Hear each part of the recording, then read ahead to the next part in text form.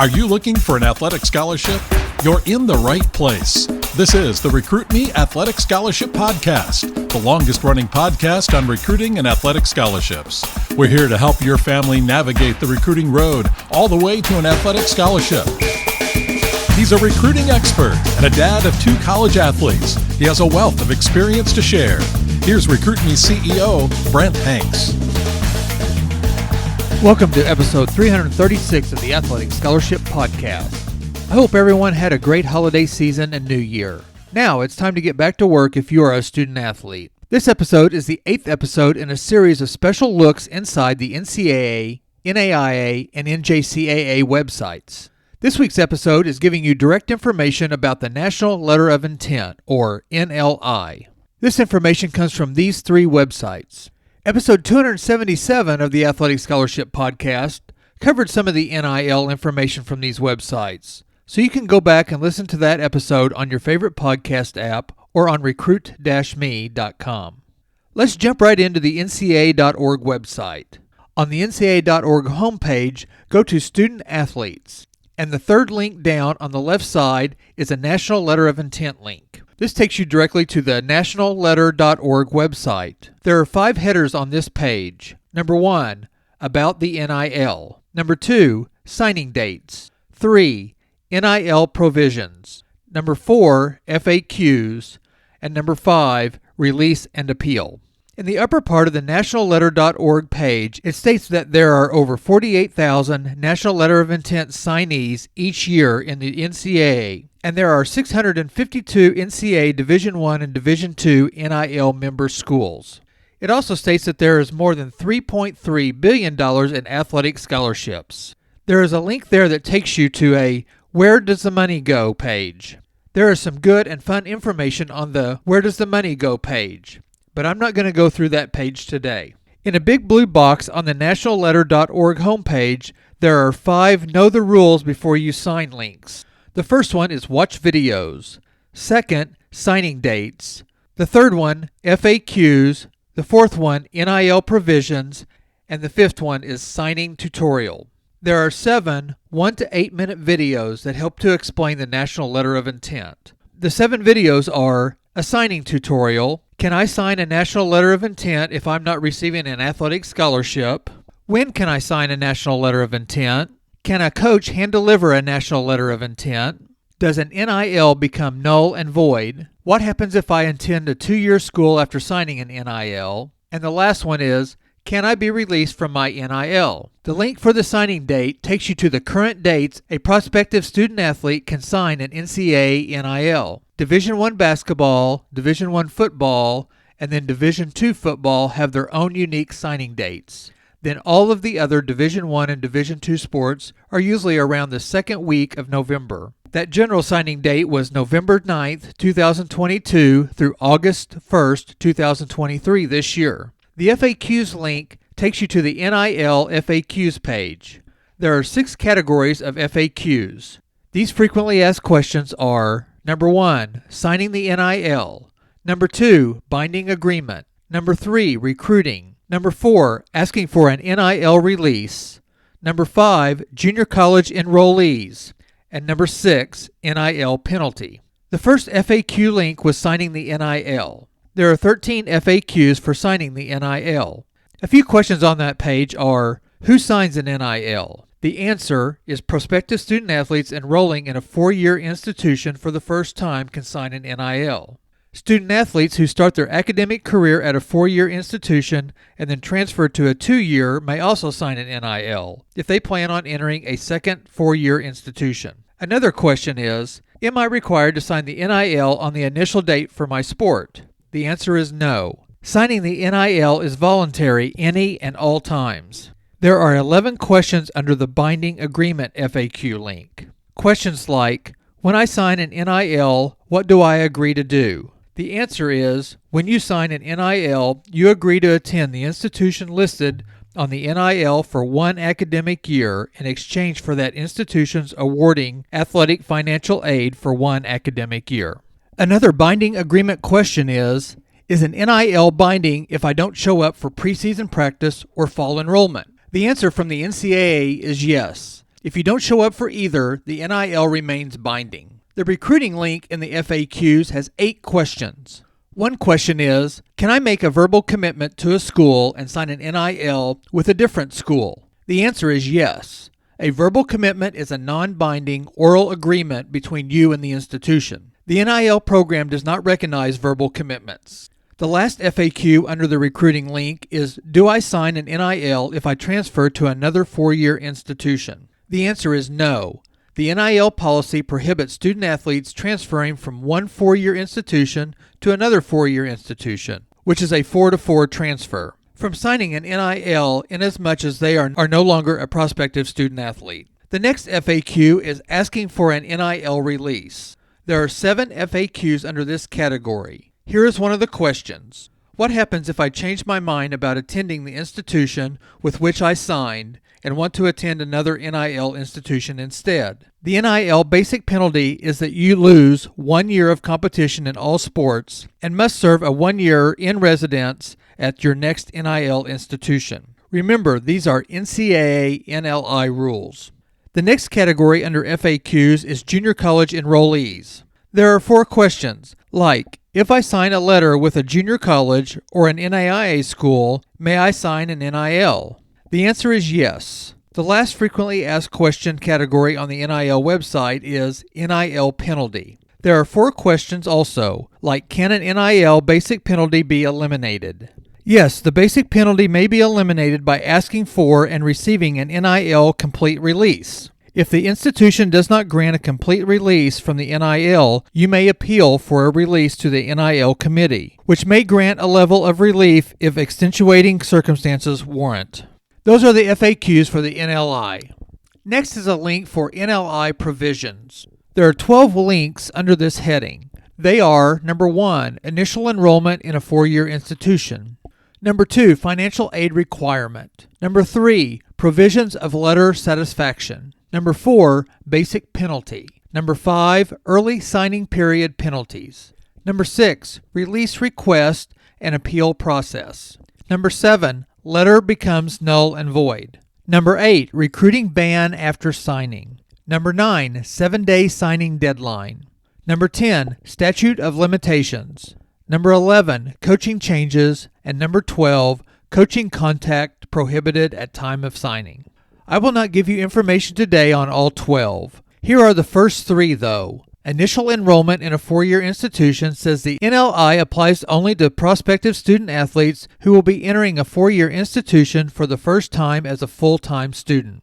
The terms of a previous NLI are satisfied if a student-athlete graduates from a 2-year college. The financial aid requirement says at the time you sign an NLI, you must receive a written offer of athletic financial aid for the entire academic year from the institution named in the NLI. There are some more provisions under this link. The provisions of letter satisfaction is in 2 examples. The first, 1-year attendance requirement, and the second, 2-year college graduation from a JUCO or a 2-year school. I wanted to hit on the part of the information under the recruiting ban after signing link. The first paragraph says, I understand all participating conferences and institutions are obligated to respect the signing and shall cease contact with me and my family after signing the NLI. As we move down the provisions page, the coaching changes link states that I understand that I have signed an NLI with the institution and not for a particular sport or coach. If a coach leaves, I remain bound to the NLI and understand it is not uncommon for a coach to leave. Go to this NLI provisions link for more information. The last link in the big blue box is signing tutorial and is an 8-minute video about signing an NLI. Below the big blue box is a have questions header and 6 smaller blue boxes.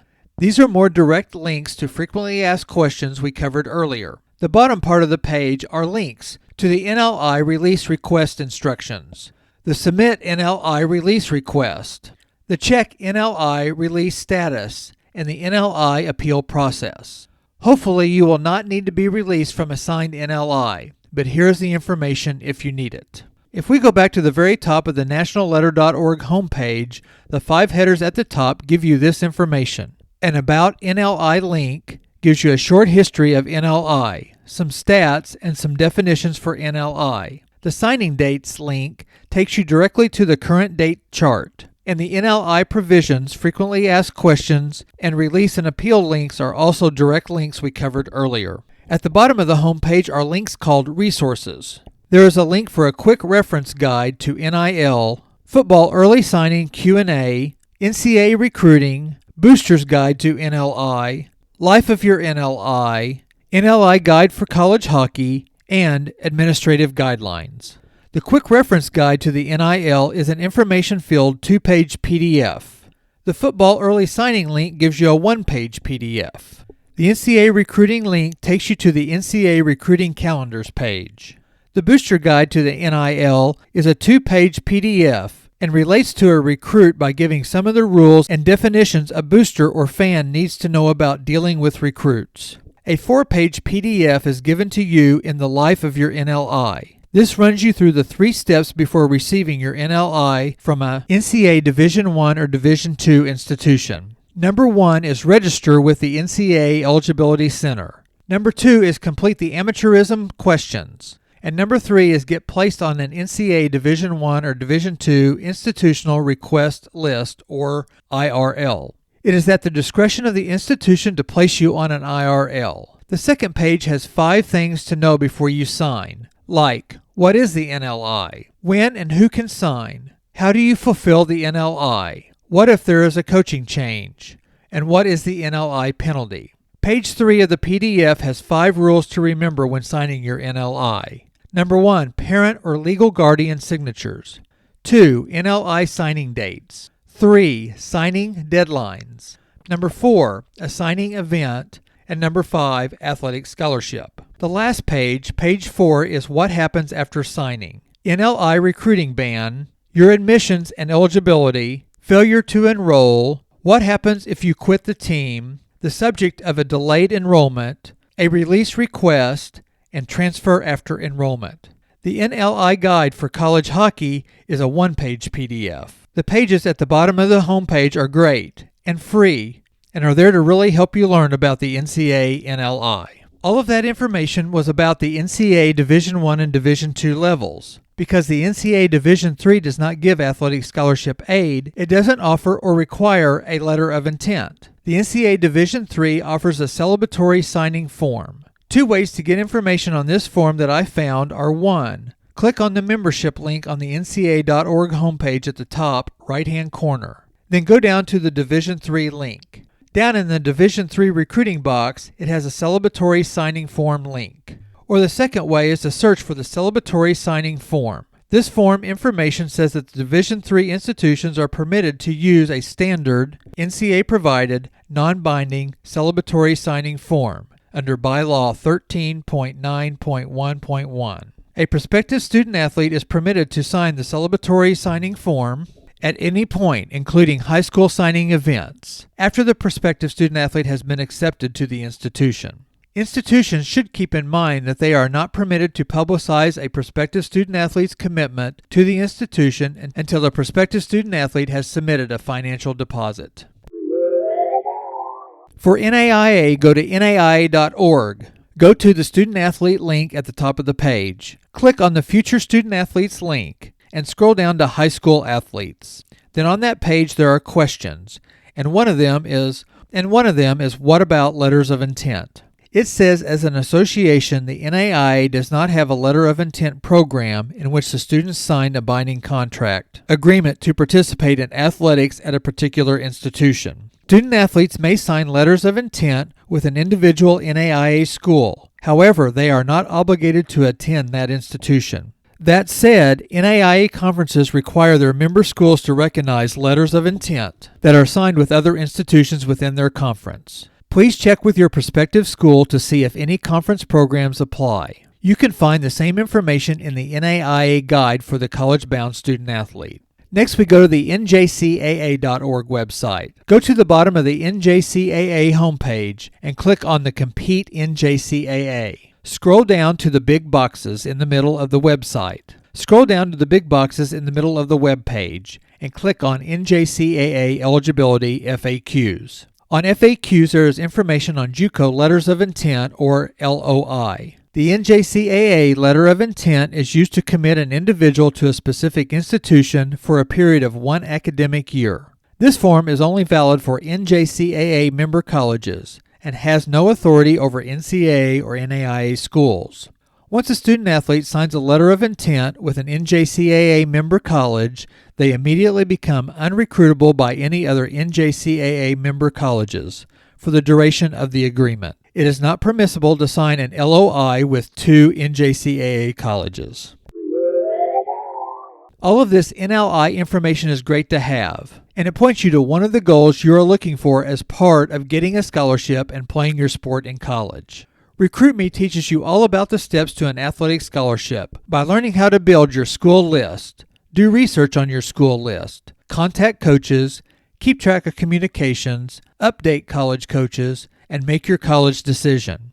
Doing all those steps sets you up to be able to submit and sign an NLI, a letter of intent, or a celebratory signing form. RecruitMe also wants you to realize what a commitment to signing is, and then to help you prepare for the college experience. Thank you for listening to this week's podcast, and I invite you to like or subscribe the Athletic Scholarship Podcast on your favorite podcast app, or also go to recruit-me.com to listen. On the recruit-me.com website, you can sign up for the free RecruitMe monthly newsletter or get the free Recruiting Power Pack. Join me next Tuesday for another 15 minutes that will change your athletic scholarship future on the Athletic Scholarship Podcast.